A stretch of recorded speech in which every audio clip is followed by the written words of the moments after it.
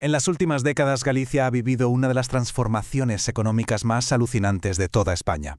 Pasó de ser una región que, parecía que se quedaba un poco atrás, a convertirse en un auténtico caso de estudios sobre cómo modernizarse y converger. Pero, ¿cómo lo hizo? Esa es la gran pregunta que vamos a intentar responder hoy.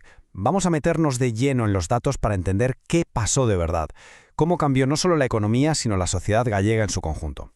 Para entender este viaje, lo primero es saber de dónde partimos, ¿no? Si miramos este gráfico, la cosa no pintaba muy bien al principio. La línea de puntos nos dice que el peso de la población gallega en España iba para abajo, y la línea negra, que es su trozo del pastel económico del PIB, pues, seguía la misma tendencia. A simple vista, parece la crónica de un declive. Pero es justo aquí donde la historia da un giro que nadie se esperaba. Vamos a analizar la primera parte de esta investigación, esa increíble recuperación económica. Vale, volvemos al mismo gráfico, pero ahora, ojo, hay que fijarse en las barras grises. Estas representan el PIB per cápita, o sea, la riqueza que se genera por habitante si la comparamos con la media española. Y aquí la historia es otra completamente distinta. Vemos cómo Galicia pasa de generar solo un 70% de la riqueza media por persona en España a superar el 92%. Esto nos plantea un misterio fascinante. ¿Cómo es posible acercarse tanto en riqueza individual mientras se pierde peso en el conjunto del país?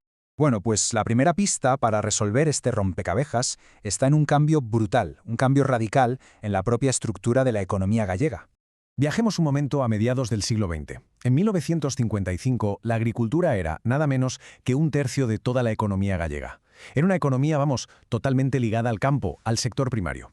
Y ahora, ¡pum!, saltamos a 2020. El cambio es que es asombroso. El sector servicios se ha disparado, supera el 70%, mientras que la agricultura ha quedado reducida a menos de un 5%.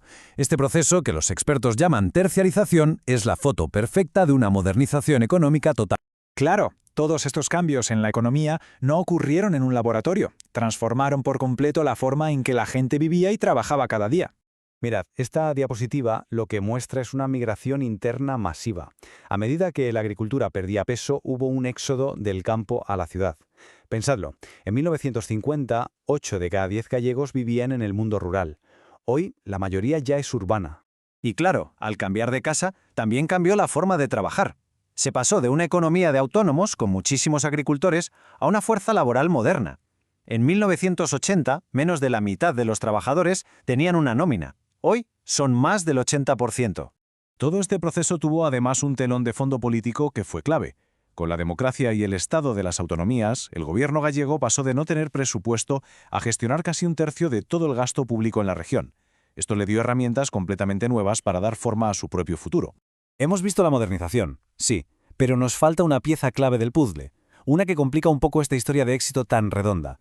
A pesar de todo el progreso, los datos nos dicen que Galicia, como región, todavía produce menos riqueza por habitante que la media nacional. Ha cerrado una parte enorme de la brecha, sí, pero no del todo. Y esto nos lleva a una pregunta fundamental. Si se produce menos, ¿significa eso directamente que la gente tiene menos dinero en el bolsillo? Para responder a esto, tenemos que diferenciar dos conceptos.